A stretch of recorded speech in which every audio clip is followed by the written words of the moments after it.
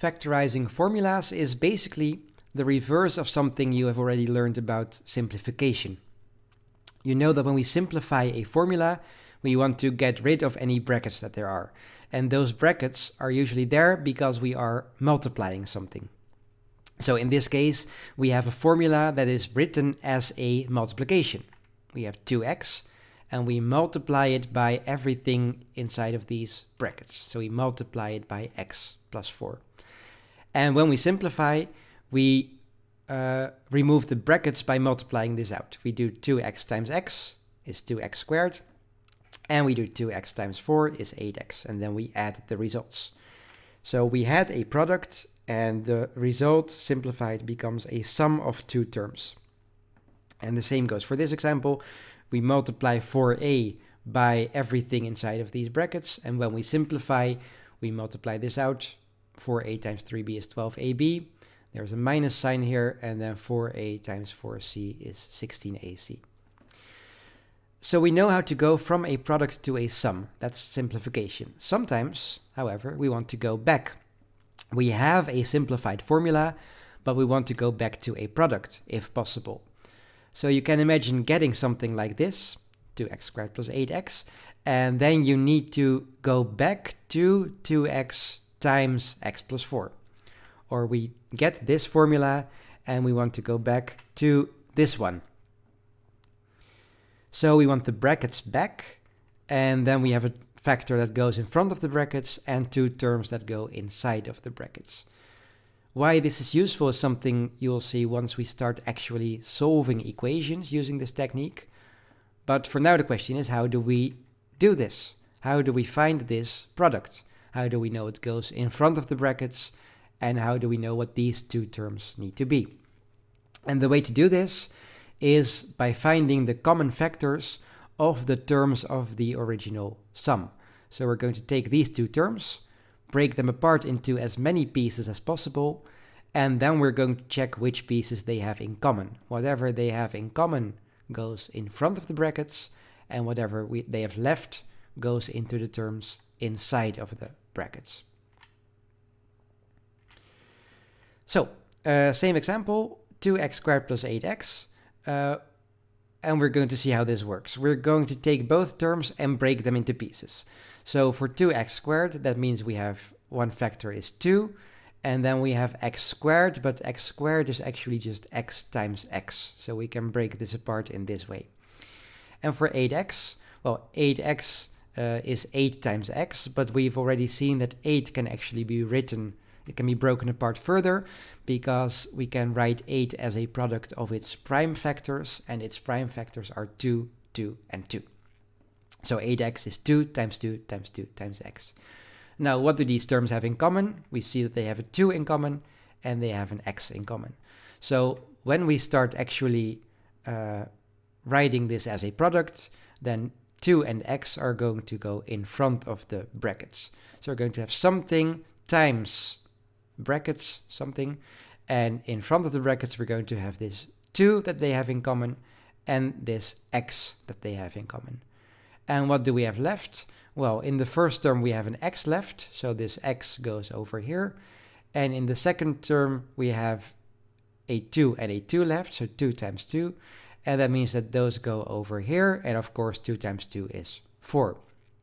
And now this is what we wanted. We have a product of two factors, 2x and x plus 4. And the other example that we just saw, 12ab minus 16ac, we're going to break both of them apart. 12ab, well, 12 is actually written as a product of prime factors. It's 2 times 2 times 3, and then we multiply by a and b. 16ac, 16 is actually 2 times 2 times 2 times 2, and then times a times c. So what do they have in common? We have a 2, another 2, and then we have these a's. We have an a that they have in common. So again, our result is going to look something like something in front of the brackets and then two terms inside of the brackets. In front we have the factors that these terms have in common. So that's 2 times 2 times a, that's 4a. Then for the first term, we had a 3 and a b left. So the first term here is going to be 3b. And here we have 2 times c left. So this is going to be 4c. And that's how it works. It can get a bit more complicated, so let's look at a few more examples. And we can also make this a bit easier by not really breaking these terms apart into all of their prime factors, but looking at what their highest common factor is. So when we look at this, 16ab plus 24ac, we're going to break this apart, but we immediately see that we don't need to write this as 2 times 2 times 2 times 2, because the highest common factor of these two terms of 16 and 24 is actually 8. So it's enough to write this as 8 times 2 times a times b. And 24, then we can write that as 8 times 3, and then we have the factors a and c left here. So what do they have in common? In common, they have their highest common factor, right? So this could have been 2 times 2 times 2, but we have the highest common factor of these two numbers, which is 8. And they also have a letter in common, which is the letter a. And then we have a 2 and a b left, and a 3 and a c. So our result is going to be something times these brackets. In front of the brackets go the 8 and the a, 8 times a, and then we have left 2b here, and we have left 3c here. Let's make it a bit more interesting. We can have higher powers, for example. So here we have 45x cubed, x to the power of 3 minus 27xy. We're going to break this apart, but again, we're going to look at the highest common factor of these two numbers. So the highest factor they have in common, well, we can divide both of them by 9. So for this, let's write this as 9 times 5. And then we also see that these both have an x, and that's all that they have in common. So this becomes x, and then we have x squared left, and there's not really a reason to break this further apart now. And then here's 27 is 9 times 3, and we have an x and a y. So what they have in common is a 9 and an x, and then we have these factors left in both terms. So I hope you see what's going to happen. In front of the brackets we get 9 times x, and then inside we get what's left here, 5x squared minus, because this was a minus sign, so minus 3 times y. 12p cubed plus 6p, and actually here's something interesting is going to happen. Let's break this apart first. So the highest common factor of 12 and 6 is 6. We can divide 12 and 6 by 6. But 6, of course, we cannot divide by anything higher. So 12, we can write that as 6 times 2, and then times p and q. And then 6p, we can break that apart into 6 times p.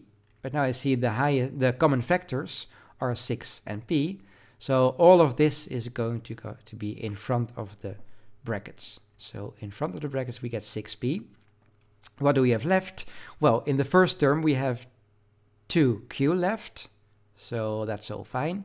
But now in the second term, it looks as if we have nothing left, which is weird, because what do we need to put here? It can't be 0, because then if we simplify this, if we multiply this out, we only get 12pq, and that's it. And we do want to get our 6p back.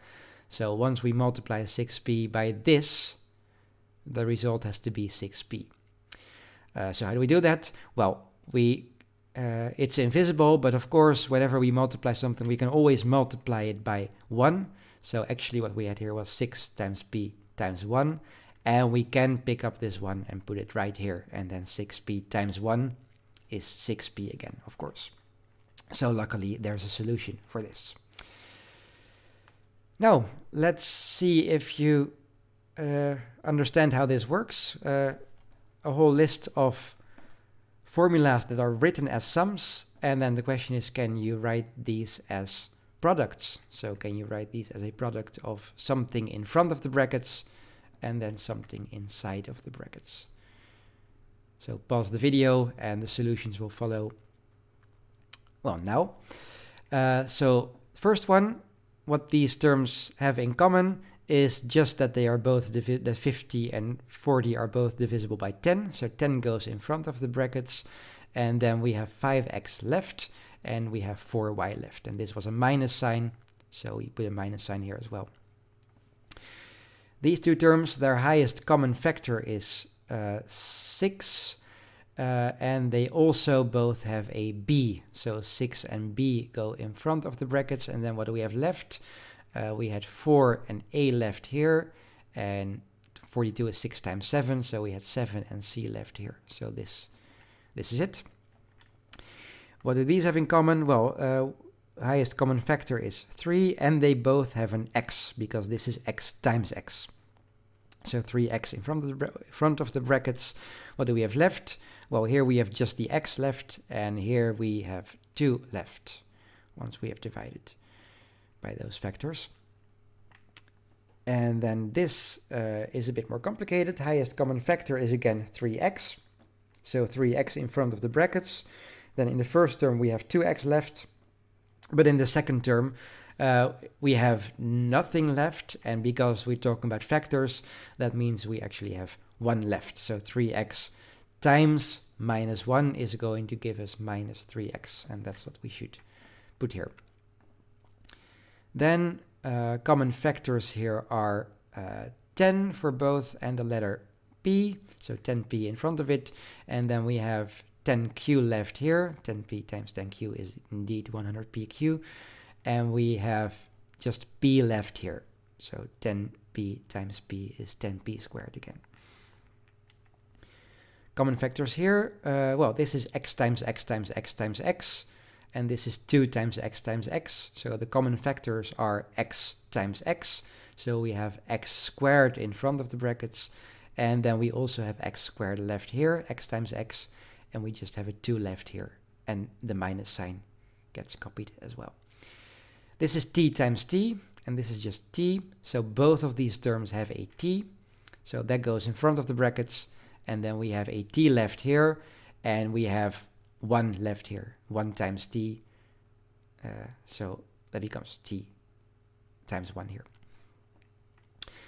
In the final example, just for fun, we had 3 terms. I mean, you can also encounter something like this, so don't panic when you see that. We can just look at what the common factors are of all of those 3 terms. What do they have in common? Well, 6, 8, and 10, we can divide all of those numbers by 2, so that works. And they all both have all of them have both a 2, but also an x in them. So there's x times x here, so that has an x. There's x times y here, so that has an x. And there's x times z here, so that has an x. So the common factor of all of them is 2x. And then what do we have left? Well, this is 2 times 3 times x, so we have 3x left. This is 2 times 4 times x times y, so we have 4y left. And this is 2 times 5 times x times z. So if we take the 2x out, we have 5z left. So this works too. So these are the basics you need to know about factorizing formulas. And in the next video, we will look at a more complicated sort of case where we also need to be able to factorize, even though not all of our terms even have a common factor. But we'll see that in the next video.